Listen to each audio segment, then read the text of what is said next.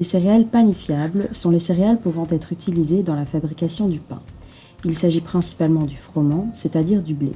Comment distingue-t-on alors un blé meunier qui pourrait être panifié d'un blé fourragé? Georges Sinave, chercheur au Centre agronomique de recherche de Wallonie et spécialiste en céréales, nous aide à y voir plus clair. Il y a le blé meunier, ce qu'on appelle le blé meunier et le blé standard.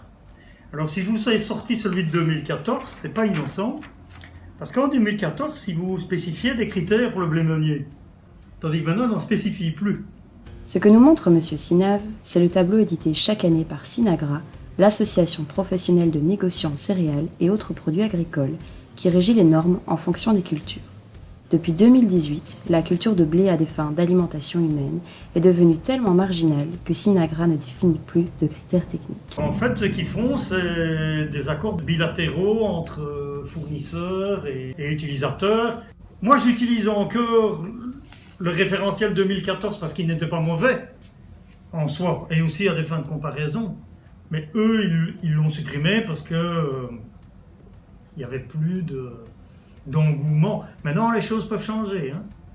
Parmi les critères techniques qui déterminent si une céréale est apte à la panification, on citera une faible humidité, un taux de protéines élevé, des grains matures et bien développés, une basse aptitude à la fermentation, ainsi que l'absence de risques sanitaires.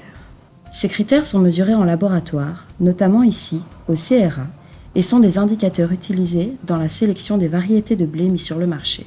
Le CRA intervient dans ce qu'on appelle les essais catalogues. Donc, quand une société développe une nouvelle variété, elle doit la faire inscrire. Alors, sur la Belgique, c'est organisé en collaboration avec nos collègues de l'île Vaud en Flandre.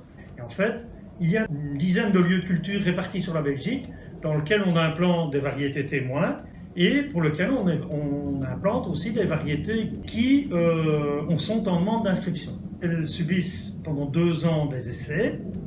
Et pour être inscrite, elles doivent apporter un plus par rapport au panel de variétés qui existe. Alors le problème, c'est que le plus, jusqu'à présent, il s'est fort orienté rendement. Aussi compte tenu d'un contexte où on réduit l'utilisation de produits phytosanitaires.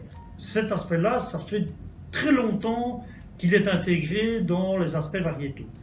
Par contre, ce qu'il est moins, c'est tout l'objet de notre discussion, c'est l'aspect valorisation. Ça, c'est quelque chose qui ne pèse pas lourd. Si les utilisations à des fins d'alimentation humaine reprennent un peu de couleur, eh bien à ce moment-là, on réamplifiera probablement des critères qui sont liés à l'aptitude à la transformation. Et ce mouvement est déjà en marche. En marge de la recherche conventionnelle, il existe des essais portant sur des anciennes variétés de blé auxquels participe le CRA. Marc de Walck, artisan boulanger de renom, nous explique ce mouvement dont l'association Limester fait partie.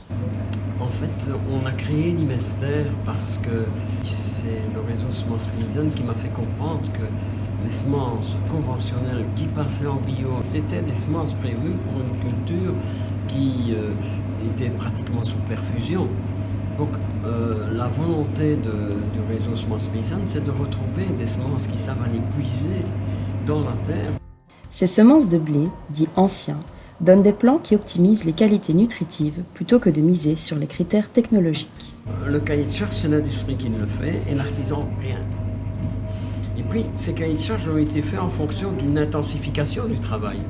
Donc pas en fonction d'une qualité autre que technologique, finalement. Donc quand on dit un bon blé, c'est un blé qui a une bonne valeur technologique.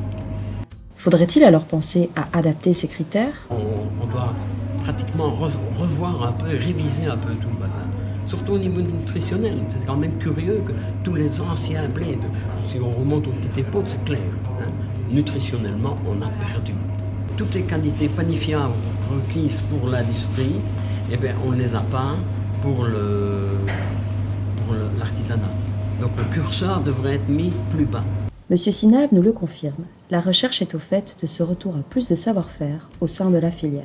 En panification, il faut quand même savoir qu'on vient d'une époque qui commence à tout doucement être évolue, où à la limite on pouvait faire du pain avec n'importe quel froment. On ajoutait 36 trucs et on parvenait toujours bien à rectifier une qualité un petit peu pauvre. Bon, maintenant, comme le consommateur est quand même plus attentif À ce moment-là, on redonne de l'importance à la variété.